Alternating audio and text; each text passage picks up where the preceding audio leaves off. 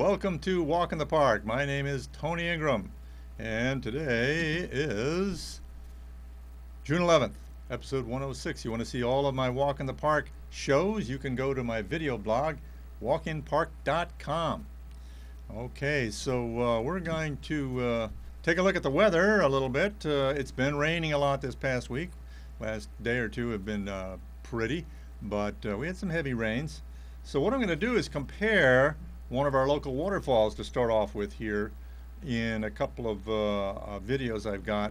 Buttermilk Falls before the rain and Buttermilk Falls during the rain. So that's where we're going to start off here. We'll go to Buttermilk Falls before the rain. And that will be up here in just a second here. Coming right up.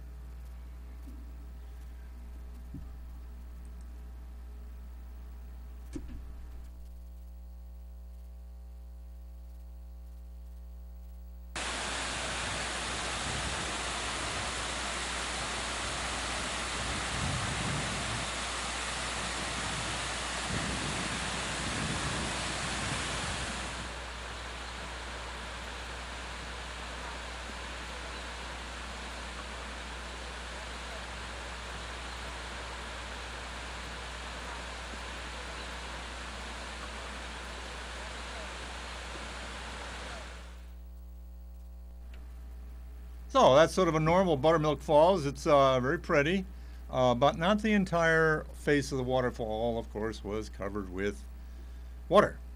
So a lot of people say, why do they call it Buttermilk Falls? I don't see a lot of water on there. I don't see any buttermilk. Well, with the kind of rain we've had the last few days, we'll see just why and how. So let's go to the next one here and take a look at that.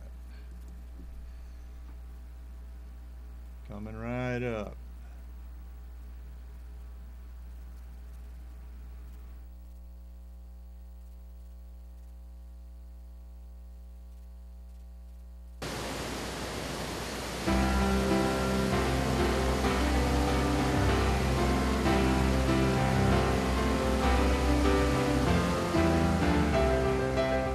When rain comes to Buttermilk Creek, it churns and boils its way through the glen.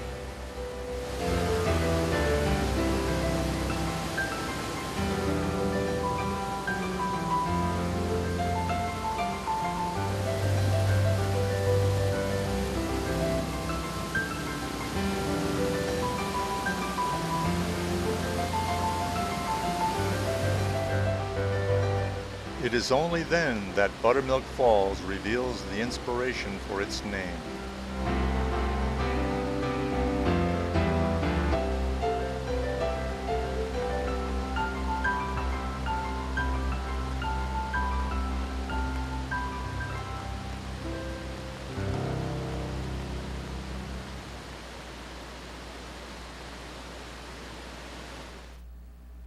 So you can notice I have a couple of little series there. Those are two little very short video type series. This one's called Park Minute, and well, that was at Park Minute 43. I got quite a few of them. You can see those at my blog as well. That was at walkinpark.com. And also A Glimpse of Nature is even shorter one that's like under 30 seconds usually that I post on the internet. I don't show that on the regular show, but Park Minute I do show as a series on Pegasus here on Ithaca Public Access Television, Channel 13 and 97.3, Ithaca, New York. All right, so now we're going to go over to Seneca Lake and take a look at another waterfall, Hector Falls, which you can only see part of from the land. It's better seen from the out in the lake or the opposite shore, mainly out in the lake. So let's go over to Seneca Lake and Hector Falls. And we'll actually be standing on a highway bridge, Route 414, that goes right through the waterfall. And we'll look at it more of this in a moment. Okay, Hector Falls. Coming right up.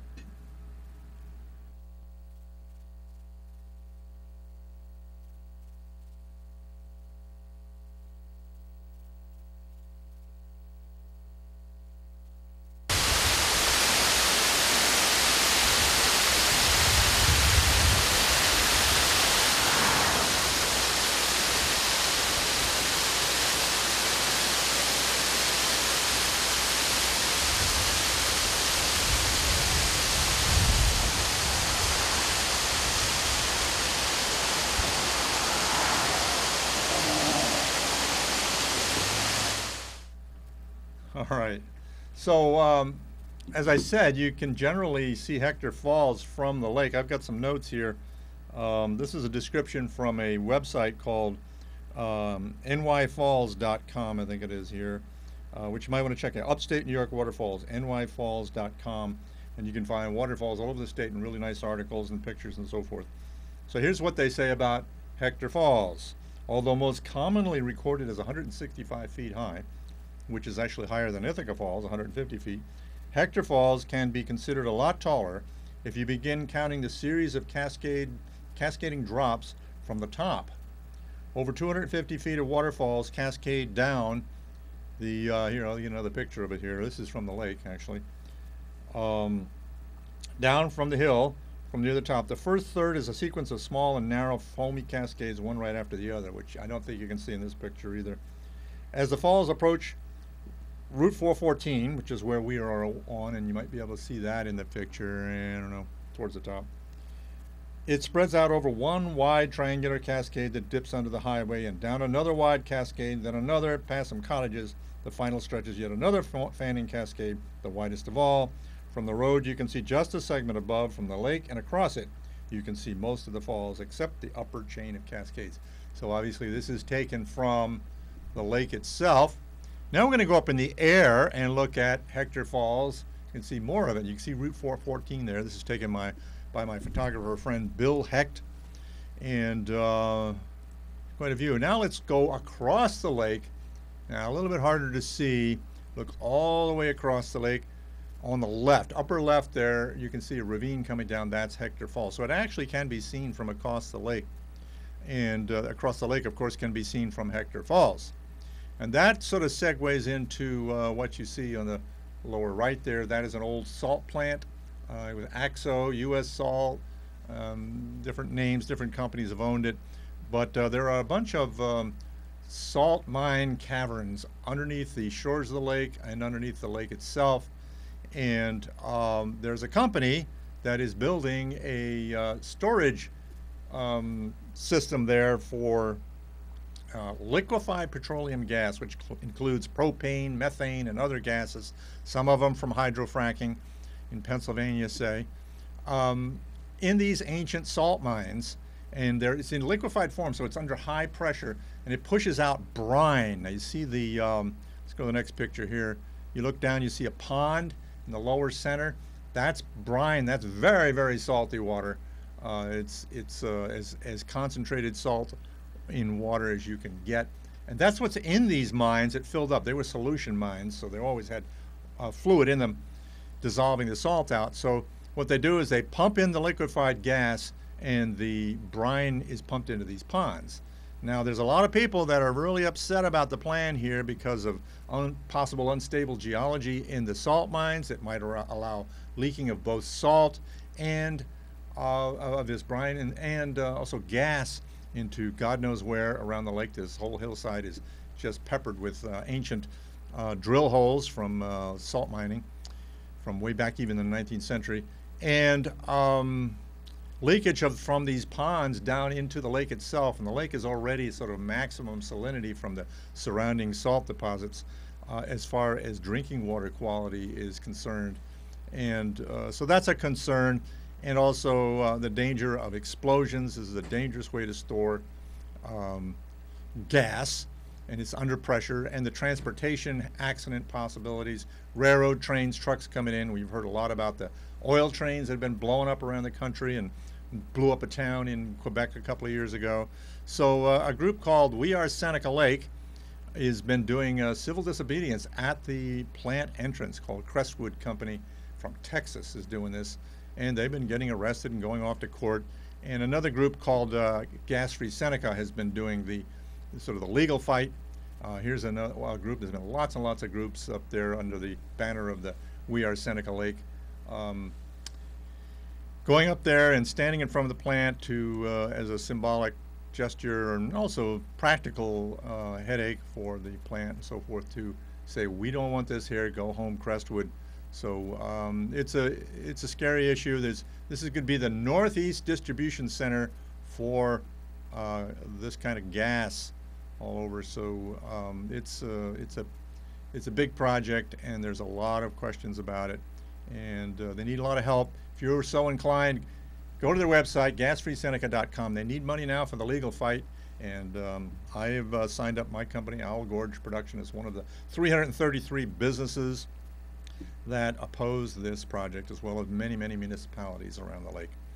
So we're going to go to another lake now. We're going to go to Owasco Lake. Now here's a picture of all the Finger Lakes, a drawing of all the Finger Lakes, and the yellowish area shows the watershed of most of the lakes, and the pink outlined river there is the Seneca River, which drains everything from, actually everything in the yellow area drains into that lake, that river, heading east and then north into the Oswego River up into Lake Ontario. So we're in that watershed here in the Oswego, actually Seneca Oswego River watershed, and we're also in the and Owasco Lake, Skaneateles Lake, Seneca Lake, all of those lakes, all the way out to Canandaigua Lake to the west and Otisco Lake in the east are part of the Seneca Oswego Rivers watershed heading into Lake Ontario. So we're going to go to the next lake over to the east of Ithaca, northeast, south of Auburn, Owasco Lake. I'm going to take a little trip up the side of Owasco Lake. So let's go take a look at a map of Owasco Lake here. I have a little bit of information about it for you. Let me get that, my notes on that out. Here are we here? Oh, wait a minute, see. Oh, just some statistics. The lake is 712 feet above sea level compared to Cayuga Lake, which is about 380 or so. 6,665 acres. The length is 11.1 miles. Maximum width is 1.3 miles, and the maximum depth is 177 feet compared to Cayuga Lake, which is about 435 feet deep. So anyway, we're going to go to Owasco Lake now on a video, a short video, a few minutes. Owasco Lake. Bring that right up for you here in just a second. Here, get it up on the queue. Alrighty.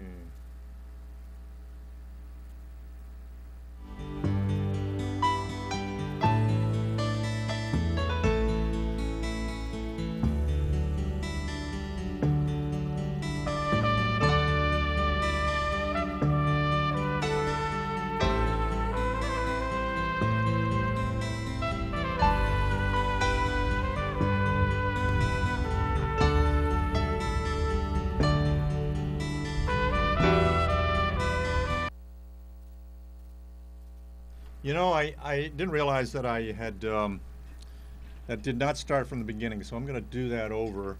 This time we'll start it over here, because there's some nice stuff at the beginning of this that I'd like you to see.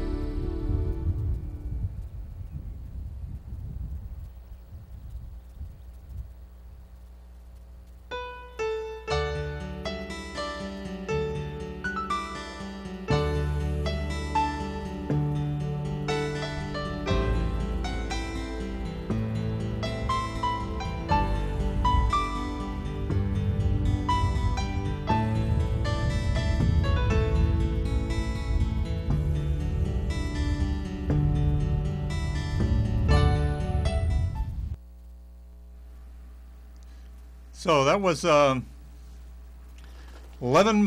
miles of lake that we were looking at there. We started off the southeast corner and went up, and the last picture you could see the very northern end of the lake. I don't know if you noticed, but that's up in Auburn, New York.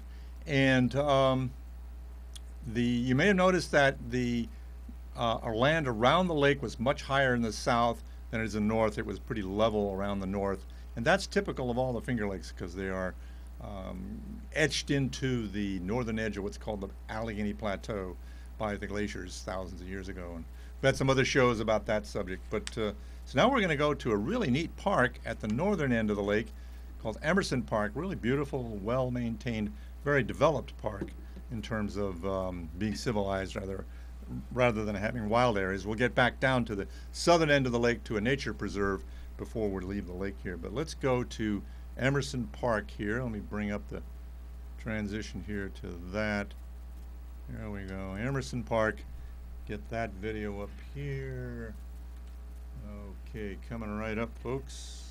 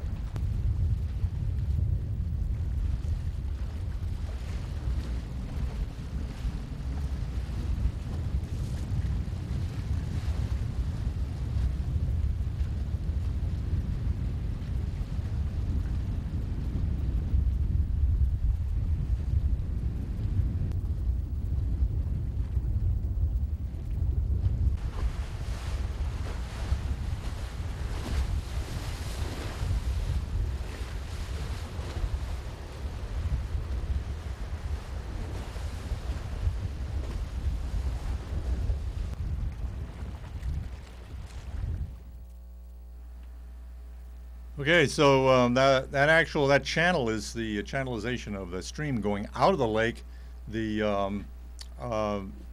Owasco outlet, but down at the southern end of the lake, that's where the water comes in. The Owasco outlet goes out to the, so you can get that up again, it goes up to the Seneca River, and as do the outlets from all the lakes go to the Seneca River and out to Lake Ontario, but the inlet is the other end of the lake, so we're going to go back down there. I went down the west side of the lake. That whole sequence you saw there was going up the side of the lake, was the whole going up the east side of the lake. So went back down the west side. The lighting wasn't so great for taking pictures there, but there are a lot of views there too. But we're going to go down all the way down to the southern end of the lake again on the other side. We started off on the southeast corner of the lake, all those nice pictures at the beginning, and now we're going to go down to the Owasco Flats, which is a big wetland, which is much of which has been preserved, and that's what this next one is going to show. It's a preserve by help with the Finger Lakes Land Trust and also a local organization creating the Owasco Flats Nature Preserve.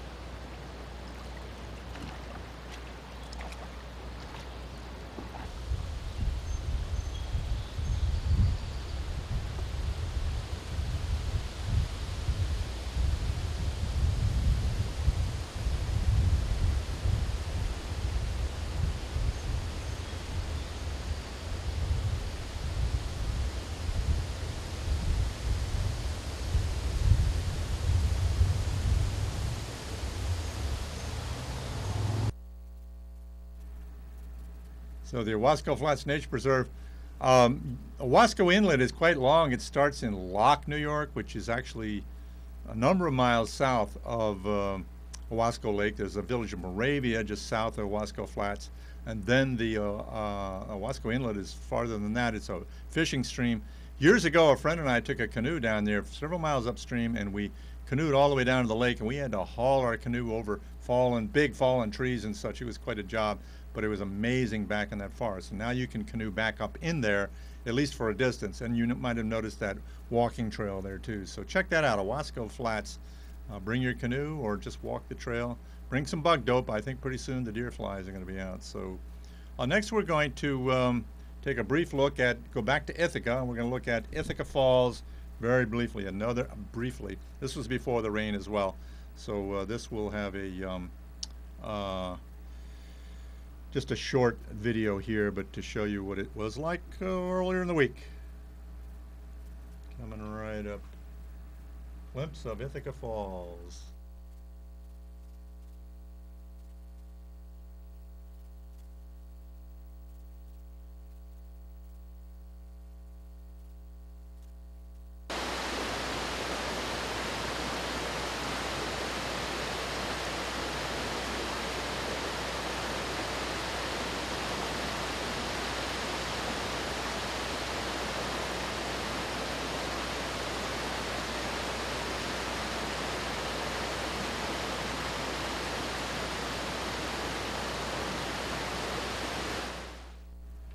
That's all you get, just a glimpse. So you'll have to go out there and take a look at it yourself, maybe this weekend. Okay, so just have a couple of minutes left here. We're going to change subjects quite a bit here now and go down to, well, everybody has heard of the Grand Canyon. Maybe you've been to the Grand Canyon, one of the most spectacular pieces of landscape on the planet and certainly in the country. But did you realize that there are 36 Grand Canyons across the country? That various states, not all of them, but 36 states say it's the Grand Canyon of this state or the Grand Canyon of that state. Letchworth State Park and the Genesee River Gorge is the Grand Canyon of New York State. And some say the Grand Canyon of the East. And Pine Creek down in Pennsylvania is the Grand Canyon of Pennsylvania. Well, we're going to go up and we're going to start looking at these through these various shows we have up into Maine here. We'll start up in the Northeast. Gulf Haggis, the Grand Canyon of Maine, which goes through, which is in a very remote part of Maine that the Appalachian Trail traverses, called the 100-Mile Wilderness, which is a very rugged, remote area in, I guess, west central Maine, east of the White Mountains. And it's not a real big canyon. It's more a series of rocky cliffs and gorges and what have you. You got to read a little description of it here. Gulf Haggis is a long, rambling gorge, not a mile-long pit in the ground, yet with the waters of blah, blah, blah, branch of Pleasant River, plunging through the narrow walls and careening over boulders. Well, I'm running out of time here. I can't tell you a whole lot about this place, but we will continue with this story. Gulf Haggis, the first Grand Canyon. People like to kayak in this rugged country. So that's all really we have time for today. And let me just get down to the end here. Walk in the park, and I thank you all for joining me. Get down to the end here. Let's see.